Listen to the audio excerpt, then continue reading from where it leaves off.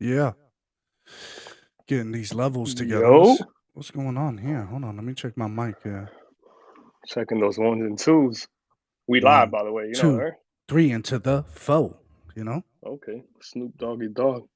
That's right, kid. This is East Coast though. Chill with that. Oh, wait. There's a rivalry? What Course, man. rivalry? That was fake. That was fake, bro. That was all for the money, for the hype. Some people died though, bro. Yo, for no reason, right? I'm saying. That's serious. They shed blood for no reason. Let's see. How does this sound right here? How we coming in?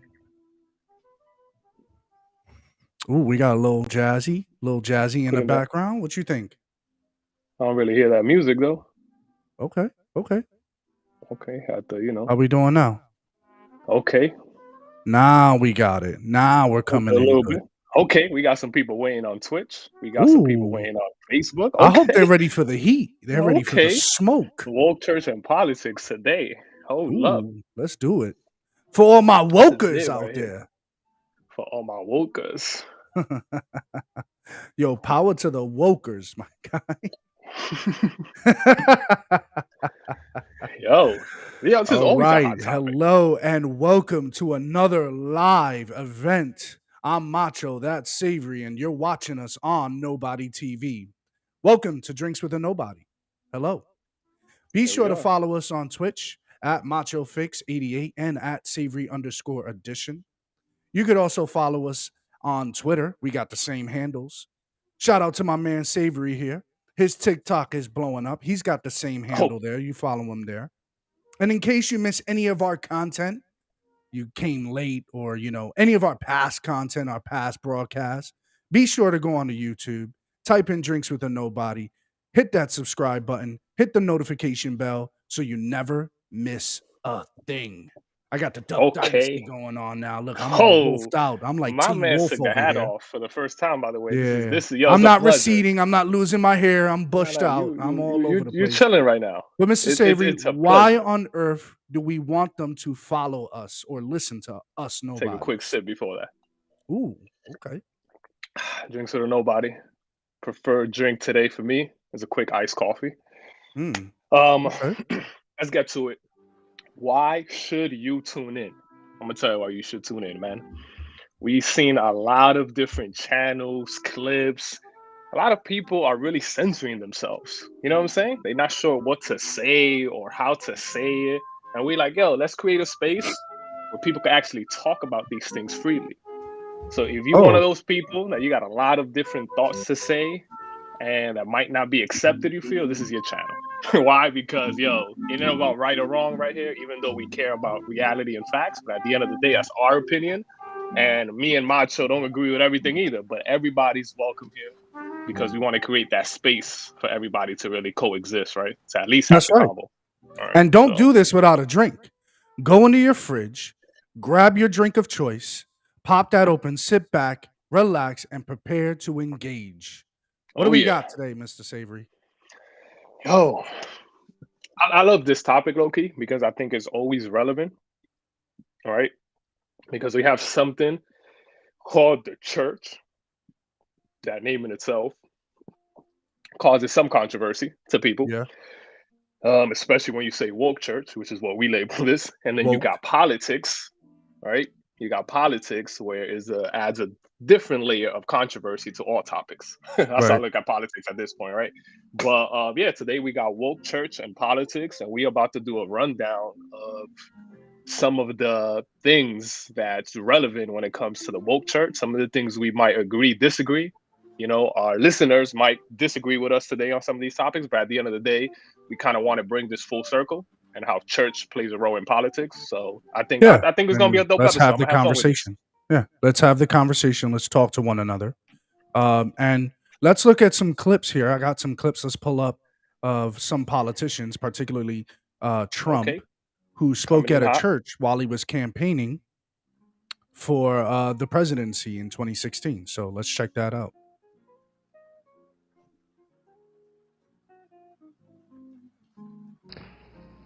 Well, I just wrote this the other day, knowing I'd be here, and I mean it from the heart.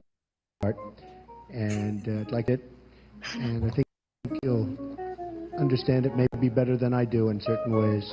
For centuries, the African American church has been the conscience of our country. So true. It's from the pews and pulpits and Christian teachings of black churches all across this land that the civil rights movement lifted up its soul and lifted up the soul of our nation. It's from So there we have then candidate Donald J. Trump, speaking to a black church, as you can see by the lower third here, to a black church in Detroit, communicating to the black vote. And this is in a church. It's not outside of a church. This is a campaign candidate, a presidential candidate Talking in speaking the church. to people. Yeah, targeting people or using that platform. What are some of your initial thoughts when you look at that, in particular to our topic? Yeah, I wanted to listen a bit more what he says, but I'll share my initial thoughts, man. It depends for me. Like I'm not against them going there. Sometimes I feel, and sometimes I am, if that makes sense, because I just feel a lot of times it's strictly politics, right? Mm. And it's has nothing to do with the actual um, cares of the world and the church, and it's like their faith and what that means to them. It's almost like really what Trump was really doing there in simple terms, what Trump was doing at that church was gaining momentum and support for the black vote, right? So you don't think he So really cared about the religiousness of the church? You just think he's just trying to gain a following? yeah, he might have cared maybe about the people. Some people, or maybe some people argue he doesn't. But at the end of the day, he's doing this with tons of organizations and nonprofits and people across the country to Got gain it. their vote, right? So for me, it's like I'm gonna lump you in that. You don't have a mission to serve or help the church. You have a mission to um, appeal to the church so they Right. can appeal back with their vote. So for me, I look at it as strictly politics. And you reach them where they are. You reach them where they are rather than have them go to a rally, right? So Exactly, that's what you're exactly. trying to do. Plus, and I'll say this too. A lot of churchgoers are not as active in politics. right? So the strategy of going to church, and when I say politics, I'm talking about going to a campaign to hear them speak, stuff like that. There's a certain audience that does that. So a lot of these politicians are going to churches so the church can be the mouthpiece for them for their agenda. All right. So And that's now, where I yeah, differ part for, you know? and this is not strictly partisan. Obviously, we just showed you then candidate Trump, who ran as a Republican, Hmm. and we also know that even the liberals are guilty of this. Yeah. Just yesterday, Kamala Harris just recently pulled out and had a recording of her endorsing a gubernatorial candidate in Virginia. This is how important the Virginia race is for Yo, say governor. that word again. Gubernatorial. Okay. Did I say it right? I think you did. I was Gubernatorial. scared I to think say I. it. Yeah. I think I'm saying it right. If I'm saying it wrong, hey, I'm a Yeah, no, nobody it here. sounds What good. does it matter? I'm scared to use it, so you good, bro. So she had a recording here. I'm gonna pull this up, and I want everyone to see exactly how she communicates to the church. Greetings, everyone. So, when I was growing up, we sang in the choir at Oakland's 23rd Avenue Church of God. We sang hymns about how faith combined with determination will see us through difficult times. And we were taught that it was our sacred responsibility to raise our voice You and see? lift up the So voices of our community. I just want to say this, right? I said about Trump politics. I'll stick to that. I think he was doing it strictly politics. There's no evidence that he really cared because prior to him running for president, you don't see no history of him reaching out to the black No, church. So it's not at strictly all. politics, right? Or But to with the church her, in general, not just exactly to the yeah. yeah, exactly to the church in general. Good point. Yeah, we don't see that. Same thing here. We can argue the exact same thing, right?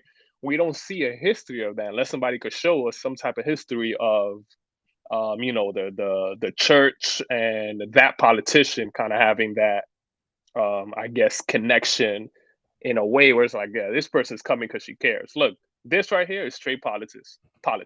Midterm elections is coming up. They're trying to appeal to voters, and they're trying to go to places like we played a clip on Virginia that you mentioned yesterday, Yep. right? So this is very Hmm. relevant before you, and then you'll play it again right here. But this is a really quick thought. You played a clip on Virginia, right? What happens in Virginia? The Democrats are scared. You said yesterday, right? They're So with getting that being nervous. scared, Hmm. what do they're getting nervous, right? So what do? They mobilize the vice president.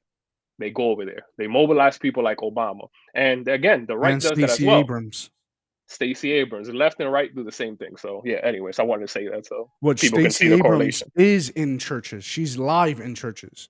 Now, Hmm. the reason why we're playing her, I'm going to explain why this is really significant and why there's a huge backlash about this. One of the most significant ways I believe that we can each use our voice is through our vote. For Virginians, you have the opportunity now to raise your voice through your vote, because it's election time. As you know, this is an important election coming up on Tuesday, November 2nd, and early voting is already underway. I believe that my friend Terry McAuliffe is the leader Virginia needs at this moment. And this is why I want to stop this right here. This is really important. She is a sitting member of government. She is a vice Hmm. president. And it's one thing to campaign for someone, it's another thing to go into the church as a government official to Hmm. campaign for someone because there's separation of church and state.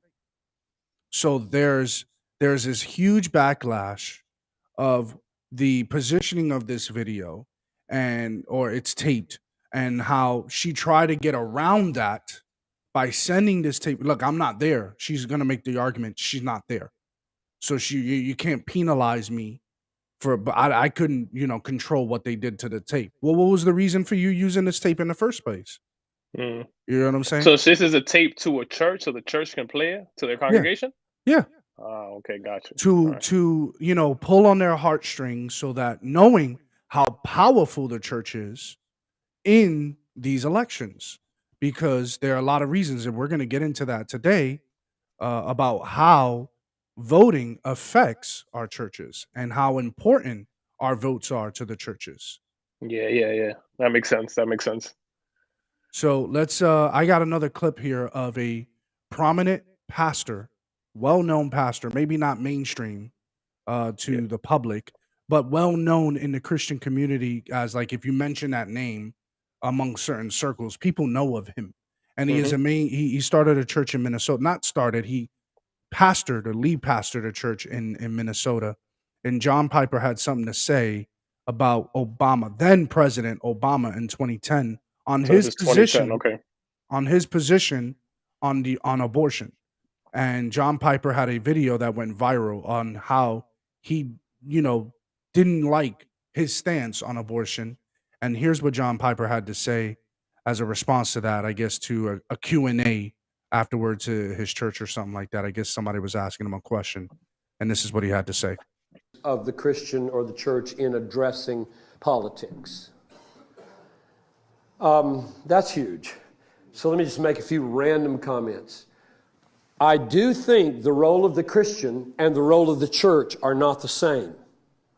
The role of the church as an institution, I think, has to be more careful than the role of any of you individuals. You're going to vote, you're going to think, you're going to talk, you express your opinions at work, you're going to be, tussling and interacting. The church has to be a little more careful. It's an institution. It speaks for a lot of people. You can't just go blathering and say the church this and the church that. Well, how do you know? So keep separate in your mind the roles of institution in addressing and the roles of people in addressing. I think the Bible's pretty clear that the people should be salt and light scattered in all the institutions. So for context, this is a 2010, you said, right? He's speaking This in is in 2010 here, 2010, right? yeah. And he's talking about And the role of the church or churchians or the congregation and the role of politics. And he's talking about how I guess he got some backlash how he communicated from the pulpit on his stance against Obama, not as a candidate, not as a president, but on his his stance against abortions. against abortion. Yeah. And Yeah. then, I'm going to show contrast. I want to keep playing it to that part where I Yeah. want people to hear. But it's so interesting how the world a decade later, which I'm going to show something about John Piper and these leaders, how hard it's been to stay true to your convictions. And you kind of Mm. miggled a lot of church and politics together because Oh, of we'll fear see. of backlash. So look, you have to pretend, but we'll see. Let's keep We'll playing. see. We'll see. And all the layers of society. I think you're just being skeptical, but we'll see. We'll see. To do as much influence and good as we can. So just scattering that church out there, be involved as many things as you can be, and speak for Jesus everywhere, and stand for righteousness and justice and love everywhere. Now, as a pastor in the pulpit, I don't want to play any partisan politics, even on issues I'm totally committed to. Now, what I mean is, I'm going to preach on abortion, I'm going to preach on racial justice. We have, it's so interesting providentially in our country that Sanctity of Life Sunday and Martin Luther King weekend always come back to back. We make hay out of that at our church. We make the Republicans mad and the Democrats mad by putting those back to back. Because Democrats don't give a hoot about pro-life and Republicans don't give a hoot about racial justice. And so we put them back to back. And I preach on the racial things, Martin Luther King weekend, and pro-life things the next weekend. And I say to the church, we're not Democrats. We're not Republicans. We're Christians. Mind you, this speech is him. He says we're not Republicans. We're not Democrats. We are Christians. And he says that emphatically. All right, Savory? He says that emphatically. So what do you have to say about that? Yeah, this is very interesting to me, right? Sounds good, but I ain't buying a lot of it, right? Ooh, the reason I'm not buying it is because that's 2010. 2020, where there's more social pressure, right? There's more, you got social media, you got more critics. A lot of these pastors are now folding under the pressure. That's my point, right? A lot of these pastors are folding under pressure. What do I mean by that?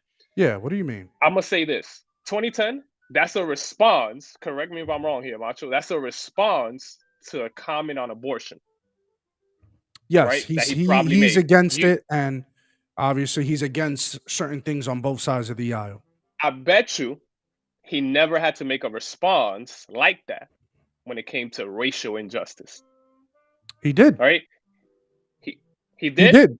Was it on abortion? He's made comments. Oh, wait a minute. Where are you going with this? I'm saying pushback. Is he getting pushback for that? He's claiming he's addressing both, and he's a church for Christians, and he wants to stay out of politics. Right? Sounds good. What I'm saying is you're now addressing your congregation because you got pressure because you spoke about abortion. What's my point in this? You don't get that same pressure when you talk about the racial injustice. Right? You Oh, get more got you. support from the media, from the people around you. So you probably talk about it. You get some people on the right mad, but it's not all over the news. You're not on different articles. You're not You're not trending. going viral. Exactly. But you have to. So it's easy to stand your ground and claim you're preaching it all, right? My point in all Mhm. this is this. I'm going to start with this article from John Piper that actually was just released today, right? Okay. October 19th, right? He's still And active? Okay. still active. My man is still writing, right? He does little clips. I don't know if he does preaching, but he's still sharing his thoughts, right? And Okay. this article, right, as I pull it up right here, a reason to be vaccinated, freedom, Okay. right? Again, look at that title. Sounds good, right? Nothing wrong with being vaccinated. Nothing wrong with you choosing that. But as I went through the article, I realized this is a fully partisan article. Hold on. Fully. The title in and of itself speaks volumes. You're saying a reason to be vaccinated, semicolon, freedom. Freedom. You're literally saying the answer is freedom. So I'm not free if I'm not vaccinated. So that's what I want to read. But right now, it's like, all right, why are you throwing freedom in there? But then you're throwing freedom and connecting it with being vaccinated. Things like this bother me because they're not being honest. So let me walk you Okay. through some of these Okay. points, right? I highlighted some of the things here. Right here, we got what fuels the cooking fire. This is the argument, right? Right here, look what he's quoting, by the way. All COVID-19 deaths in the US are now in people who weren't vaccinated. That is not true.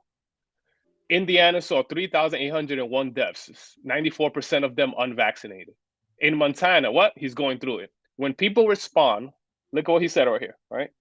To this increasingly clear reality, he says, by pointing to a untrustworthy and disreputable government and medical leaders, I respond. That's a how you say our sequitur? A team called Vaccination just made a first down. Even if monkeys are holding the chains, for friends around the world who don't know American football, that means a win is a win, even if all the coaches and referees are incompetent. It's not about incompetency. Now he's saying you shouldn't challenge those statistics because the statistics are the statistics. The government gave it to us already. They're No, irrefutable. They're they're irrefutable. irrefutable. All your statistics, why don't you put both sides and have people wrestle with it if you really want freedom? You are just promoting people to get vaccinated, right? And again, nothing wrong with vaccination. I just find it odd that you title it and pretend to be nonpartisan. That's true, of course. If your Father in heaven makes it clear to you by his word and wisdom that his glory and your neighbor's good will be better served by not being vaccinated, you are free to risk COVID for love's sake. Look how he worded that. No Christian is obliged to bow to unwarranted mandates. Sounds good, but why would you put in that sentence, you are free to risk COVID for love's sake, if you can pass COVID-19 when you are vaccinated? If you can proven that we have the same things that the same people spreading COVID are vaccinated and unvaccinated. We already know that. This is not an opinion, but you don't mention that. You saying if you don't get vaccinated, hey, you're the one risking. No, where are you getting your stats? And then you're pretending that it's not a left and right issues of freedom. There's nothing here that makes your opinion balanced. You see, things like this bother me because don't Does it pretend, don't have give to me be? these. Does it have to be balanced? It doesn't.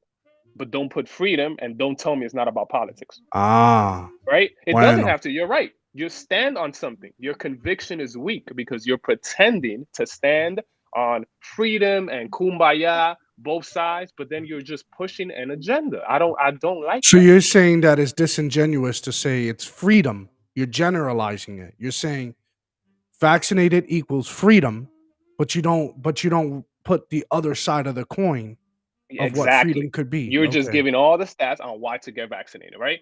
Wow. You have considered risk of COVID. Watch hundreds of thousands of people. You have considered sure. Look at all the things he's putting on why to get, and then he goes in the bottom. right here. Your conscience is increasingly clear. It But says, get Savory, I got a vaccinated. question here. I got a question. Could he be speaking from a place of relevance in a sense that he is himself part of the elderly area? And maybe he's speaking to his church that they are probably consist of a lot of elderly people in his church. I don't know. Maybe, maybe. The problem And is, and his statistics could be correct, right? If it's yes, subjective like that, right? for sure, for sure, for sure. It Yeah. could be. But the problem is, these pastors, right? I'll lump Tim Keller in there, John Piper, are doing this way too often and claiming it's not political, right? So you talk about racial injustice, and then you talk about things, George Floyd and all that, and then, oh no, it's not about politics. Yes, it is about politics because you're talking about it because of politics, not because you read something in scripture. You're backing it up by scripture for your argument. You see But what isn't it bothers me? but politics is a body of people, isn't that? So the congregation is a body of people. So Yeah, but to say that it's not about politics is disingenuous in and of itself. Of course, it's about exactly. politics in church. Church And has people's opinions, have different convictions, and that's gonna motivate them to vote a certain way, right? That's why Kamala is exact speaking to this church, right? exactly. So connecting it with Kamal and all that, and this is the end of this article here, and then we'll go into like how I feel, how we both talked about briefly how the church and movements like Black Lives Matter commingle. But look how he ends this article. You are Okay. free to say with integrity, my decision is to be vaccinated. It's not a political decision. It's not a right wing or left wing. It's not. It is biblically informed act of love, right? Yo, is these things bother me because I don't care if you got vaccinated, but this whole article, you're putting statistics from people on the left, you're putting arguments from people on the left, and then you're claiming it's not political. Just say this is where you lean more. You don't even tell me you lean politically. Just tell me this is what I believe. I believe these people. Don't pretend the other side's all wrong. Yeah. Yeah, I agree with you. You don't have you can say what you believe without saying the other side is wrong. Yeah, Right? exactly. Fair. Fair. You can just say what you believe and go from there and allow that to motivate you. But to come in and say, well, this is the facts, that's wrong. All they're trying to do is dissuade you or not persuade you to choose freedom. If you choose vaccination, you're choosing freedom. Don't allow people to disrupt that. Here's Correct. something Correct. that I feel can tailor us here. Billy Graham, Reverend Billy Graham, who was a huge evangelist here in America, um, who passed away a few years ago. I think maybe more than that. I'm not sure. Hmm. He wrote in an article here, the word politics has a wider meaning than merely a political party or party platform. Politics affects community life, our towns, our cities, our states, and our country. Churches filled with Christians have the right to be concerned about where politics takes our nation. Is that a fair description of how church can be involved in politics? I think that is So a great how way how of putting it. yeah, how did he end that again? Read that last part. He said this: our towns, our cities, our states, and our country, churches filled with Christians, have a right to be concerned about where politics take over our nation. This is why politics are he's supporting the claim that politics and church are synonymous. And this is why. And he put that statement. Yeah, it's a it's a thin line to cross, right?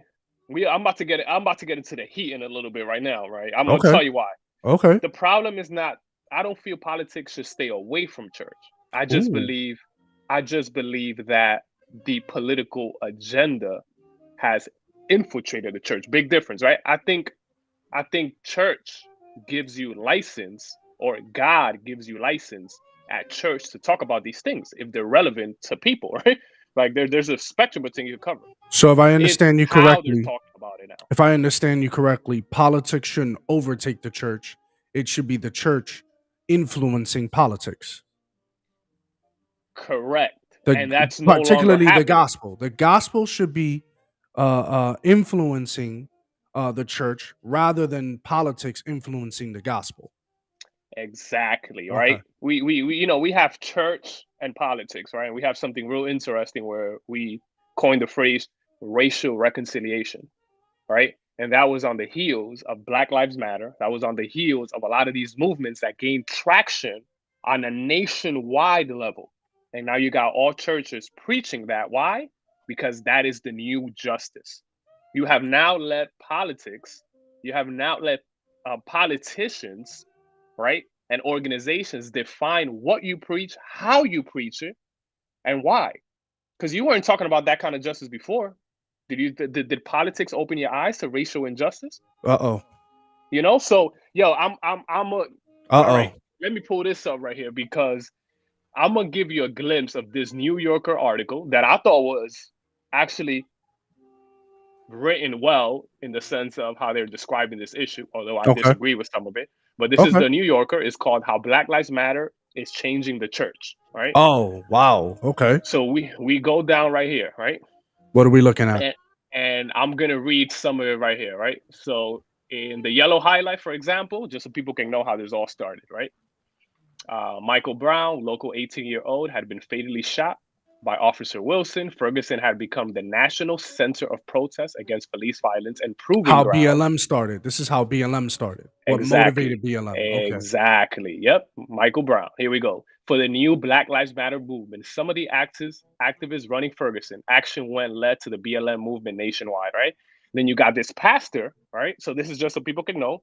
So again, Black Lives Matter was a political movement. It rise from a cultural situation, right? Mm-hmm. A police shooting, and it became political. Why? This is another reason it's very manipulative.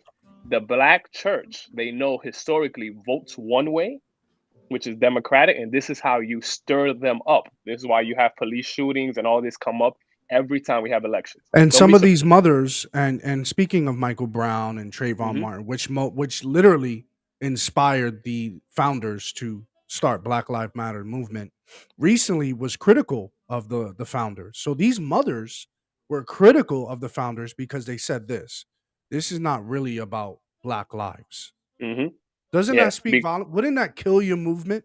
that speaks volumes because they're just exposing something that is way beyond. And check this This is out the to go mother off of your a point. kid that you were inspired to start Black Lives Matter movement in Michael Brown.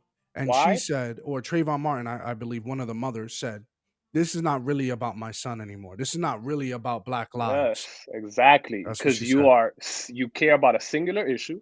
Is when Hmm. a white police officer shoots a black person, then Right. you mobilize churches to talk about it, but you don't talk about this. Check this out in the second paragraph highlighted in Ooh, green. okay. I see where you're Right, we going here. have racial wealth gap, the high death rate of black mothers during childbirth. Okay. So you see these things and topics such as sexuality, abortion, that those are out of the question because they're not politically um motivated. There's no It's end not to that. it's not politically accepted. Yes. So the genders It's now is on the table. Abortion is on the table in churches. it'll take Divorce, infidelity is all on the table now because it all can be justified. It can be validated now because of the movement of BLM now, right? exactly. So from the I see criticism where is you're going. I see where you're going here. you're focusing so much on Black Lives Matter Mm. and the police shooting that you're really ignoring that Black Lives Matter. Well, You here's see my what take. happens there? Here's some things that I have to pick your brain on.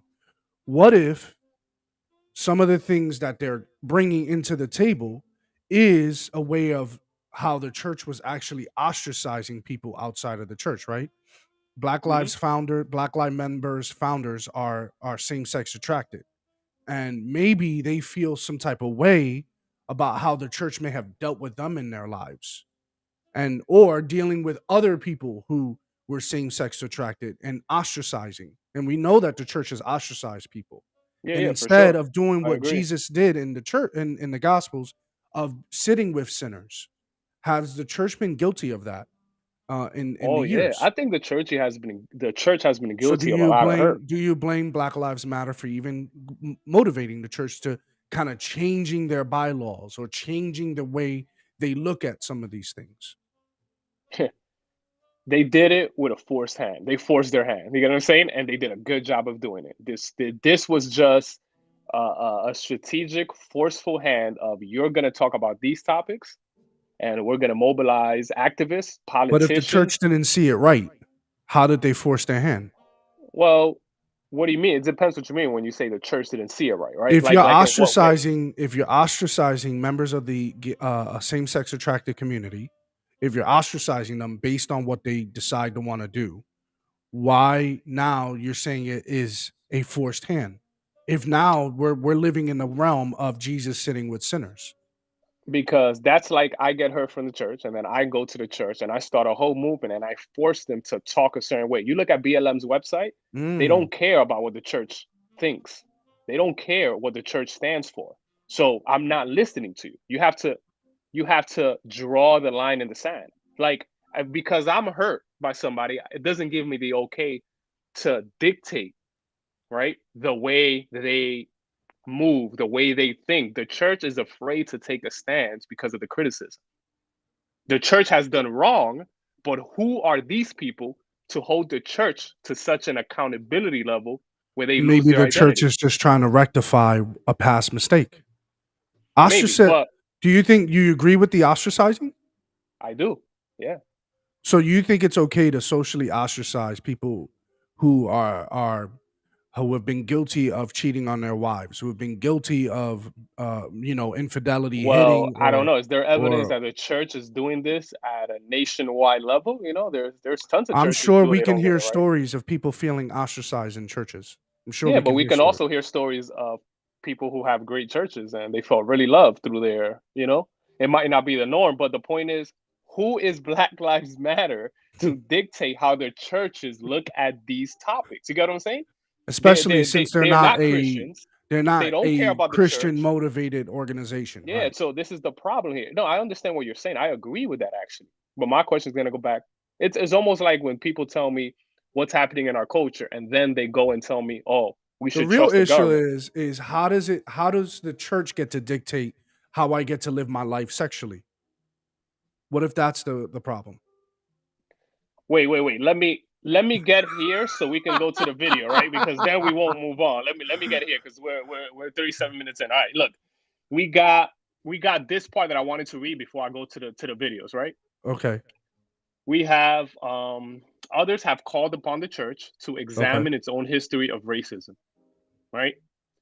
In 2014, Jennifer Harvey wrote a book called Dear White Christians, right? This is where the racial divide in our country is being flamed by BLM. Argue that He racism has said flamed. pervaded the white church in America since the days of slavery. In 2015, Michael Higgins, a Black pastor and organizer, stood up before tens of thousands of people at an evangelical concert and told them that she put it to me. Mission work was really an exercise. Look, this is my point here. Look how they're forcing or influencing people to think about the church in America. Mission work, all right, talking about America here, mission Mhm. work was really an exercise in exporting racism and that evangelicalism was a moral protection for white supremacy. You see Wow. that thought process? Now you're convincing people that the church is totally broken. So it's not about your personal hurt no more. You're just Broken trying to from the root. It's ruin, broken from the root. Yeah. right? You're using, hey, I'm hurt by the church as an excuse to ruin the church. These people don't like the church. That's And really the hard I notice a trend. So the church is the problem with BLM. The government is the problem with BLM, and they want to uproot everything in society. Exactly. That's why they Yeah, call that's them a crazy. Marxist organization. Yeah.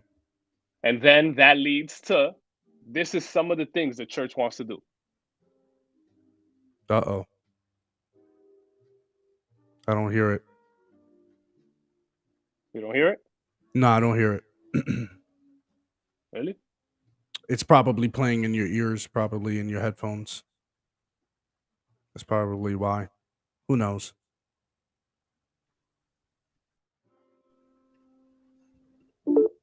So you're saying that this guy is in support as a pastor or whatnot? This guy, no, he's talking about how some of the things that they stand for and how it's wrong, right? Mhm. So I'm gonna play this clip, and he's talking right here about defunding the police. Got you. Quarter of that, but let me read what they have on their website. By the way, this organization changes their website every 13 days. like at least twice a month they're updating their website. They got criticized about dismantling the family. They took it down. They got criticized about supporting transgenderism and queer. They took it down. What about the owner of BLM? Did she sell her house? They were criticizing her about a multi-million-dollar house. Did she sell sold it? Yeah, she went on the market. She did. No, she didn't. Yeah, come on, bro. She sold her house in LA. Do you think this is a game? No, she bought a house, is what they were criticizing. She bought a $1 million house in LA. Yeah, she's chilling. She ain't worried about you, bro. She's doing. Yeah, this ain't about Black Lives. We know that police don't keep us safe, and as long as we continue to pump money into our corrupt criminal justice system at the expense of housing, you guys see how scary this is. At the expense, they're about to say, of housing, health, and education investments. They want to dismantle all that. Their goal has nothing to do with Black Lives Matter. It has everything to do with dismantling an entire system with the excuse of defunding the police. The church hurt me. Government this. They want to dismantle the system. These people are activists who don't care about you.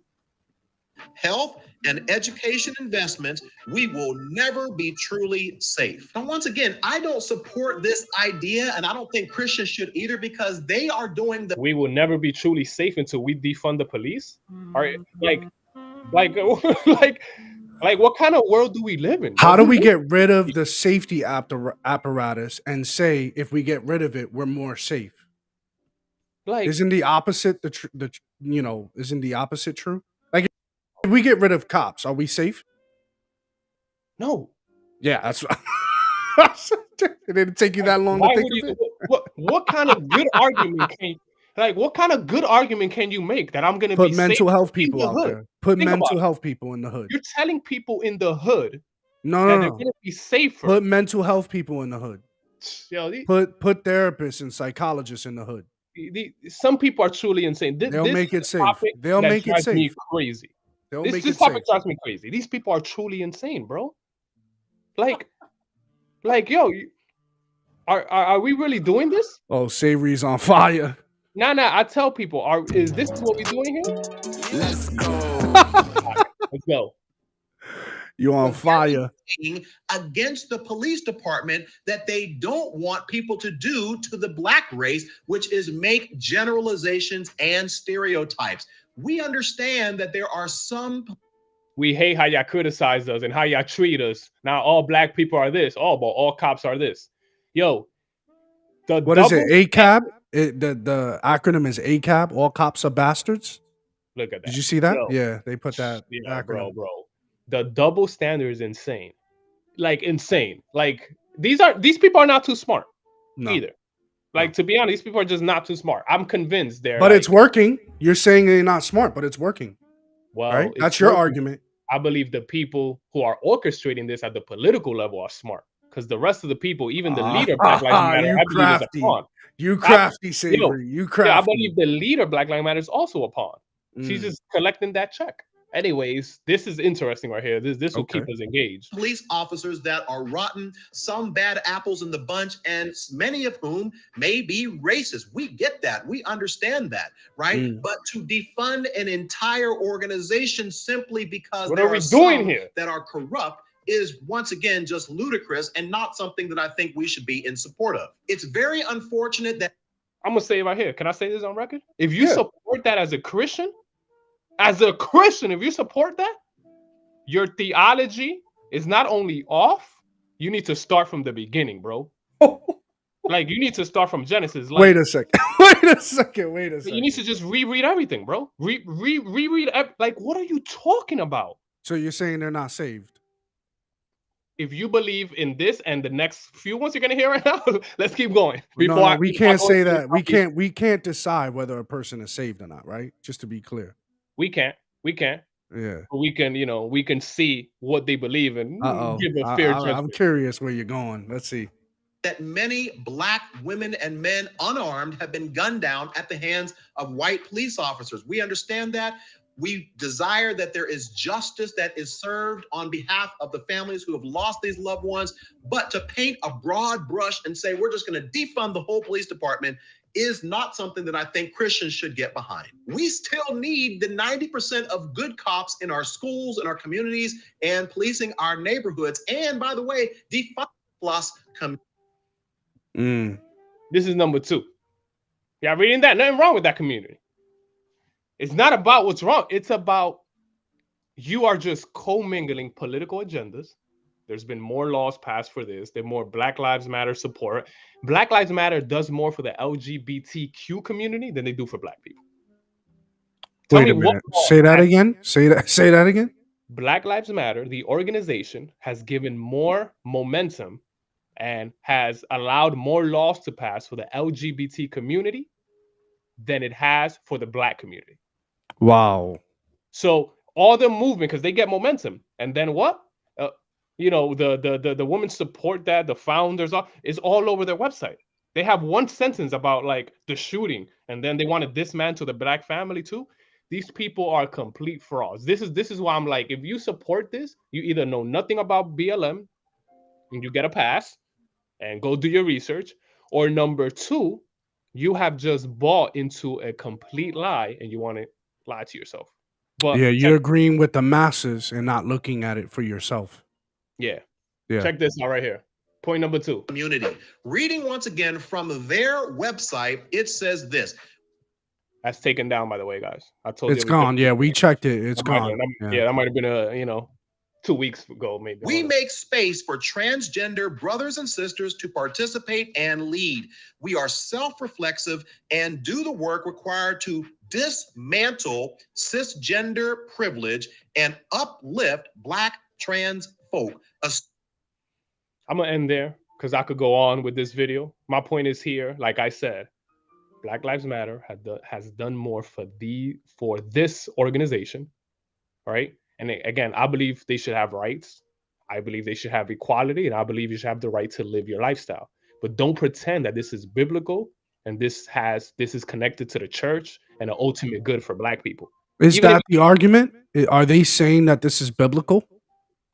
They're not saying it's biblical, but they're saying this movement is to help Black people. Are you saying this because how pastors are changing their tune? Well, the woke church, right, preaches on the BLM tagline, right? You see this woke church talk about BLM. So when you're talking about BLM, they're talking about unjustified shootings. It stops there, it ends there. But you go to their website, they're advocating for everything but Black people. Defund the police and everything stuff. I would argue they advocate for stuff that would hurt the Black community. And the most protected class in our society right now is the LGBTQ community.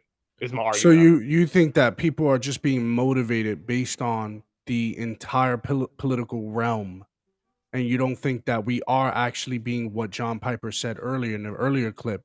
We're not being salt. We're not being salt to the world. We're just giving in to the public masses of what everyone believes. That's exactly what I think. Wow. Okay.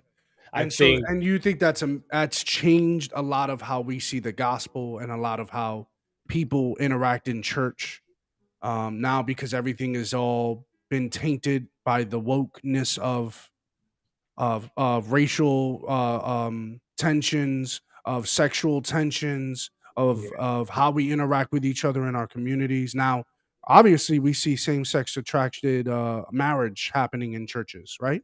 Mm-hmm. And now, so, So you're on point. You're bringing it full circle. I love it. We have the wokeness doctrine that I believe BLM is especially responsible for in a bigger way than it's a lot of pieces, but I think BLM is leading the way in that, right? Because they have nationwide coverage through their protests. They have politicians talking about them. And there are people in their congregations that are probably putting the pressure on these leaders to say, hey, aren't you going to speak on this? Aren't you going to say something about this? Right? We got churches in Harlem that are speaking like from the prism of racial tension. And I don't even think, I don't think in the Bible there's a detachment from racial tension. I Hmm. think there was known things about people's race, right? For example, when the Pharisees spoke on Jesus, they said, "Jesus of Nazareth, nothing good comes from Nazareth." They're talking from a people of Nazareth, and they're already making their discrimination or their stereotypes on what could be coming from Nazareth, Mm. or having already stereotypes of the tax collectors or the Roman Empire who were overseeing during the time where Jesus was crucified, right? So there was these tensions, these racial tensions, or even social tensions that the Bible doesn't like not talk about. But Yeah, yeah. they weren't looking through the prism of that, right? Is that what you're saying? Exactly, exactly. That shouldn't be. It's not that you never talk about it, but what bothers me is you're talking about it when it's breaking news. You're talking about it when it's Yeah. in front of the world's face. So you're letting the world politics dictate, which is what they call the woke church. The woke church, Wow. remember, the woke church got momentum off Black Lives Matter, which you hear Wow. now a lot of pastors talking about it because of the relevancy and pressure of Black Lives Matter, which is why Should I'm like, okay, That's a great question. Should Christians support BLM?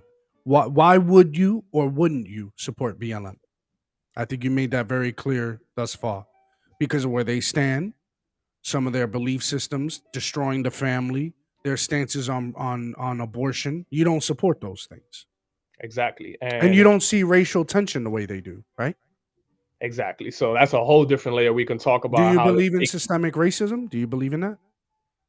um man, that Just you know what, that's curious. a I'm hard just question curious. because what's defines systemic racism? This is what I always ask people. Like if you can define it for me and we can agree on the definition, then we talk. But that word gets thrown around that I'm tempted to be like, I always need to ask, what do you mean? When I ask people, they have different definitions. And if Yeah. you tell me the system is racist overall, you're gonna have to point to something to show me. If you can't, then I wanted to read this real quick. This is on preach it teach it .com or .org actually, excuse me. And this was an article written by a good author that I like to read from time to time called Russell Moore. I think he's a either a pastor in DC for Rick Warren's church. I'm not sure. I forgot. Anyways, he wrote this, and I think this is what you're talking about. American Christians often don't realize that we are more like the tax collectors and the soldiers, no matter our occupations, than we are like the occupied people of the empire. People wrote to the church of at Rome that the sword of Caesar is given by God to be wielded with accountability to God based on responsibilities and limits derived from God's delegated authority. In a democratic republic, the final authority for making decisions of statecraft, sword wielding, rests with the people themselves. In the voting booth, we are delegating to others to swing the sword of public justice on our behalf. A church that doesn't form consciousness for such a calling will only ensure that the consciousness are shaped by something other than the gospel. I think that's what we've been hitting on all show today. yeah. Basically, So what Russell Moore is saying is the political structure or the government is not is this is not a mistake. This is not an accident. They've been ordained through our votes and they've been given the power by God, and that's their accountability that they have to answer to. It is our consciousness as believers or people out there who believe in God. It is through that consciousness that we vote with the guise or the prism of the gospel rather than the social construct. mm, We don't That's what Russell Moore is saying. The social construct, if you don't involve yourself in politics as a church, then what's going to change the consciousness of the social construct? exactly. He said if not, then it's not going to be under the construct of the gospel. Yeah, and I agree with that. I agree with that actually 100%. The problem Yeah. is the church is only involved because they were forced to be involved a certain way and in a certain manner. They're being controlled by politics rather Wow. than dictating somewhere. You see, big difference, right? So Wow. you could be involved and you should be involved. But if your church is involved and preaches when it's breaking news, presidential elections, when like you're not doing anything brave. You know what I'm saying? You're just preaching what people want to hear, you know? And this is I'm gonna give some evidence here with this quick clip. This is a pastor, right? Some of y'all might know him, Eric Dyson, I think his name is, if I said that correctly. So this is a bishop or pastor, not sure what he referenced himself as, but this is the kind of ideology they're teaching in churches in America. You ready for this? Yeah, I want to hear this. Oh, he's on CNN on a reg, this guy. Okay.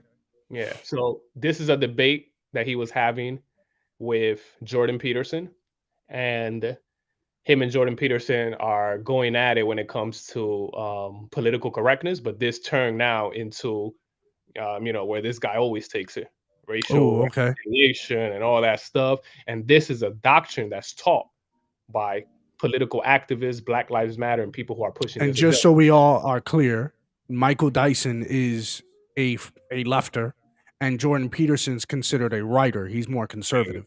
Exactly. Good point. Yeah. Distinction there. Everybody clearly is not guilty. But what's interesting, look at the flip side. If you have benefited from 300 years of holding people in servitude, thinking that you did it all on your own, why can't these people work harder? Let me see, for 300 years, you ain't had no job.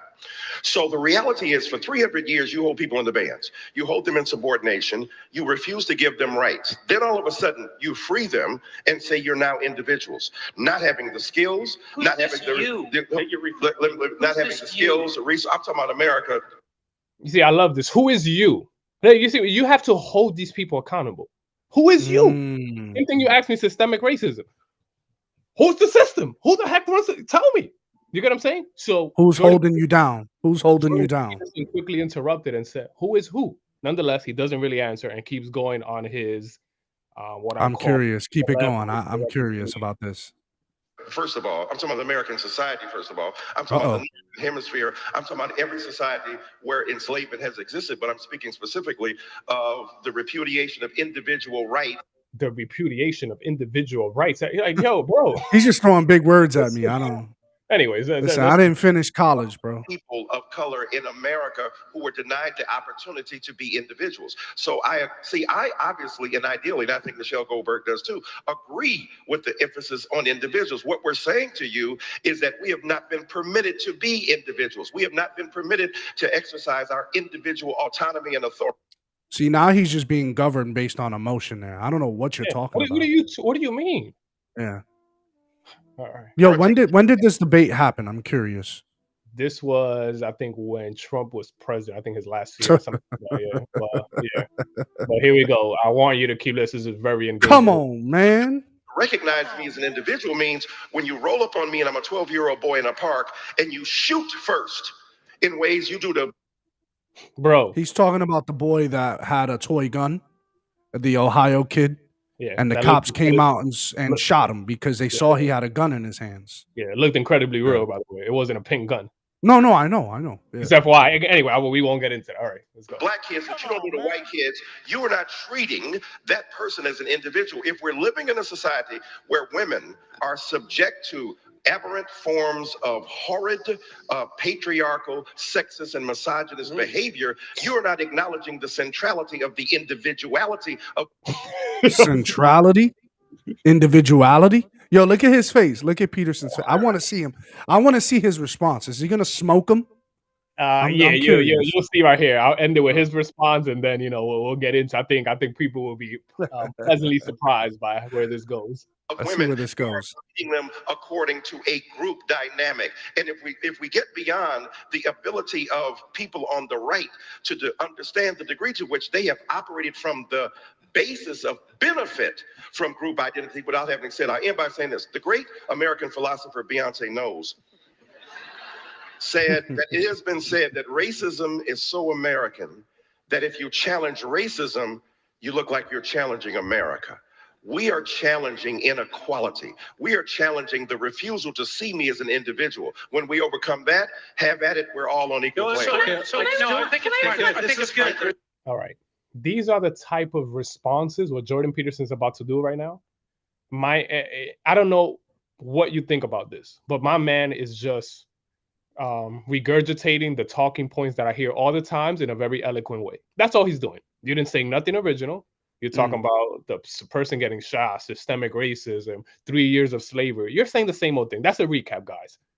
But look at the kind of questions these people But look at how refuse. deep he went. He said that we're not individuals. Yeah, like, but Look at you're how doing deep it he went. yourself. You're saying this in 2016, 2017.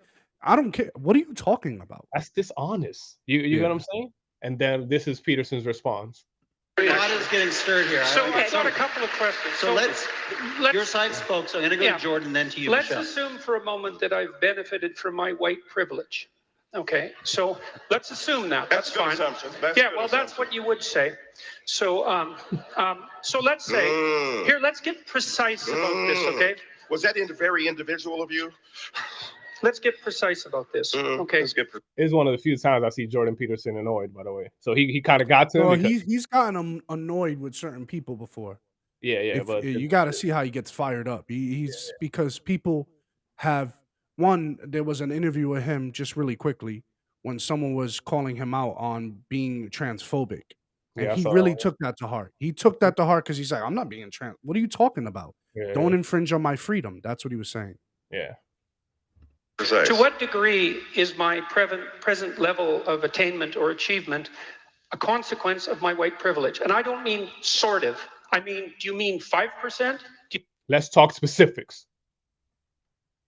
Oh, so Let's he's talk how this challenging business him works out. about the Yeah, let's individuality. talk specifics now. Okay. You want to use all your fancy words? Let's talk specifics. And to what level? And how should I pay for this? Right? Do you have no tangible results? You have no tangible plan. Literally, these people have no tangible plan. Wow. All they have is an elaborate vision that's so lofty that it can't explain anything. So, anyways, let me keep going. Let me chill out. Let me chill out right now. Let me chill out. Do you mean 15%? Do you mean 25%? Do you mean 75%? And what do you propose I do about it? How about a tax? How about a tax that's like specialized for me so that I can account for my damn privilege, You're so that I talking can great stop shit right hearing now. about it? Now, let's get precise about one other thing, okay? We'll get precise about one other thing. Now, Precise. yeah, precise, yes. And so if we can agree, and we haven't, that the left can go too far, which it clearly can, then how would my worthy opponents precisely define when the left that they stand for has gone too far? They refuse to answer throughout the debate, by the way. He's asking, you're saying the right goes too far doing this. You cannot acknowledge how the left goes too far. We have identity politics. Wow. We have equality of outcome. This was great. And then this is the final bit here before You didn't like we equity, hit this. But equality look of at this. outcome. I think that's a great marker. But if you have a better suggestion and won't sidestep the question, so let's figure out how I can dispense with my white privilege, and so that you can tell me when the left has gone too far, since they clearly can. And that's what this debate is about political correctness. It's about the left going too far. And I think it's gone too far in many ways. And I'd like to figure out exactly how and when, so the reasonable left could make its ascendance again and we could quit all this nonsense. Okay, Michelle, go ahead. Mm. All right. You see this? You see this kind of interaction? You have to pay attention to the nuances and details, right? Because we have here tension that's going on, and we're having a serious topic. You have Jordan Peterson, regardless of what you believe on him, he's asking specific questions that this man cannot answer. Why? Because you are so in the pontification of the implication of the Individuality. Yeah. What, yo, bro, this sounds good, right? You sound smart, but this is how politicians fool us. This is how politicians It was fool like the- Cornell West against Candace Owens. Remember when she was like, "You're just throwing big words at me that don't make any sense." Yeah, like My you're man playing this- teaches at a prestigious university in like Harvard, which not anymore. He left Harvard. like you're playing what I call mental gymnastics. Like you out here trying to Or take word people on a judo. roller Or coaster. word judo. Yeah, like what are you doing, bro? But the point is this, man. Yeah. We're talking about the woke church, Mm. and we're talking about politics, right? When you have the woke church whose influence came from the BLM movement and the wokeness in politics, The right? Al Woke, Sharptons, the Jesse Jacksons, the James Baldwins. it's in the the- word. Who was the guy that died that Trump didn't want to go visit him at his eulogy? The black guy. What was his name again? He was a senator or a representative. I forgot which one it was. But anyways, he again, he was taking a stand against the agitators of people who were like quote like what Michael Dyson is, a race baiter, just constantly bringing it up. And Peterson answered it very very clear. I want to stop hearing about this. So let's settle this.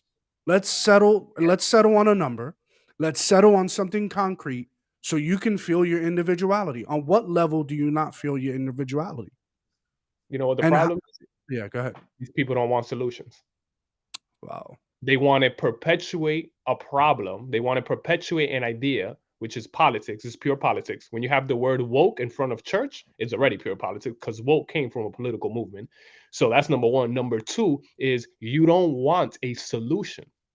The reason you don't want a solution is because you want to stay relevant on these issues of injustice, of fighting, of rights, why? Because it gives you power. So you mobilize because every 2 years or whenever you can always talk about these things, right? This guy's relevant because he can write tons of books on racism that he says will never disappear. You see how And manipulative it sounds good. And it sounds good. Yeah. So who holds them accountable and says, what progress do we have 5 years later? Right? Eric Dyson, what have you done to push this forward? Oh, you haven't done anything because you can't highlight the problem. There's a tweet here. I want to put this out here. Brandon Tatum, at Officer Tatum on his Twitter here. I like following him on YouTube. He says, "Dear Christians, if you believe, quote unquote, racism and quote unquote oppression in America can hold you back or change the course of your life, you don't have the faith in God. It's in man." I mean, that's a great thing to bring up right now, yeah, because wow, that's giving the big picture of like, oh, who are we serving? What are we doing here? Like, this is why I don't stand with this, because when you look deeper, this is a manipulative task to mobilize the woke agenda or to mobilize how we vote, right? Oh, for sure.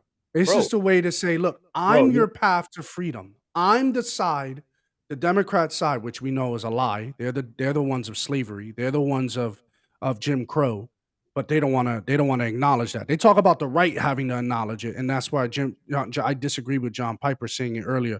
They have no care for racial justice. Not true. The Democrats were the ones of Jim Crow, and so basically, what I'm saying is you want to talk about this, you want to talk about that, so you can motivate me to vote and saying, we are your path to freedom. We are the ones that will bring you social justice. We will hold these big elites, these corporate elites accountable. We will hold these police officers accountable. That's how they parade themselves. They want to parade themselves to the church as God. Yeah. And when they do that, they say, if you vote in me, I will be a good God. I will be a kind God. That's what it was in 300 when he was fighting against Xerxes. He was saying, I'm a kind God. Just worship me. Vote for me, and I will lead you to the path of righteousness. But you know what Trump did in 2016? That everyone was so angry about? You know what he said to the black community? What do you have to lose? What do you Can have you to lose? answer that That was question? crazy. Anyone out there? What do you have to lose? He didn't try to sell you that I'm God, that if you vote in me, I will change this. What do you have to lose? What has politics done for you to solve your problems? That's why we need to be wary of emotionally going and wrestling through these issues. Right? You make a great point. It was very simple. Trump said what? All right. He said, "What do you have to lose?" Why? Why did he Can say you that? answer that question? Can anyone out there? Because the track record shows what? The track record actually shows that politicians have done nothing in the past few decades for the black community. So he said that with that bonus, not because he's a savior or did something amazing, it's just, yo, what you got to lose? And that was his accolades. Look, I'm not a Trump supporter, but let's call a spade a spade. He gave more money to the black colleges. He worked with Tim Scott in creating opportunity zones in the South. All right. No president in the past 20, 30 years has a better record in helping the black community. He said, what do you have to lose? In saying, no, I believe in school choice. How can you be a person? Prison reform. How could you be a person of color and listen to a person like Joe Biden and tell me that he's for the black community? saying that if you don't vote for me, that means you're not black. What does that even mean, bro? And You this is don't the have to same explain. kind of rhetoric that has never helped the black community. And this is why I can't I can't pull the lever for the left. I'm sorry, I don't care. I will never. They go is you know what I'm saying? They have the green light to push things so far because so many people are emotionally attached already. You know what I'm saying? Yeah. Like you can only go They'll so use far. an experience. Yeah. We have a common friend of ours, Peterson. And he said that he was stopped 3 or 4 or 5, 6, 7 times on the block, stopped and frisked. And Mhm. he had his feelings and he believes that he was stopped because his color. He's black. And I'm saying to him, I'm like, look, you may be right, but don't take that instance, that correlating instance, and make it a causation, a generalization to society. Yeah. He may have just been stopping you because where you lived in the Heights was a drug dealing block, or maybe there was a lot of things going on. We don't know. There are other factors to attribute to why the stop and frisk movement was going on, and thankfully it stopped, or not thankfully. We don't know. New York, there's a lot of gun crime. We don't know. Yeah, crime is So going up. It's they crazy. Yeah. use those instances, they use those moments where you were emotionally tied, where it was a real experience. They'll speak on it, and guess what you're gonna do with your finger? Well, I'm gonna vote Democrat. And what are Yeah. they gonna do for y'all? What are they gonna do for y'all? But agitate you even more. Yeah, that's why when you control somebody emotionally, you can see the direction they're going to move. All right. It's almost like when you're boxing, you get somebody mad in the ring, you know that he's going to start swinging crazy and you're going to knock him out. All right. But at the end of the day, we have to realize that there's a balance. All right. There's a balance between that separation that we didn't really speak about too much when we talk about church and politics. But at the end of the day, it's been commingled in such a way where the church's voice is extremely silenced and politicians' agenda are moving forward. Mm-hmm. Nonetheless, wow, we had quite a few people today. I definitely appreciate everybody joining. Let me give you the rundown again. Number one, thanks for joining. We'll be back here Monday through Friday, 6 p.m. We got separate channels and we got a YouTube that we run together. So we got Twitch right here. Follow us on Twitch. Macho Fix 88. We also got Savory Edition. Also follow us on Twitter. You'll be seeing different updates. You'll kind of get to see a little bit of both of our personalities there in different ways, where I meet, agree, and disagree. But number one, we're trying to funnel our people through our YouTube channel. We're planning a lot of special things from, interviews and all kind of things in our YouTube channel. So hit that subscribe button, subscribe to us, and make sure that you take that time to really provide that feedback, subscribe, and just join us on this journey as we continue to grow. Macho, it was a pleasure. It Today got was. to be heated, but these are the topics that we come here for. And I didn't know, I know I was gonna take it as far here, but this topic be boiling me up, man. So, I can see that. yo, And here at Drinks with a Nobody, we believe that there are no last calls. So let's stay engaged until tomorrow. We may be ending today, but until tomorrow, we'll see you right back here at 6 p.m. live. no last calls.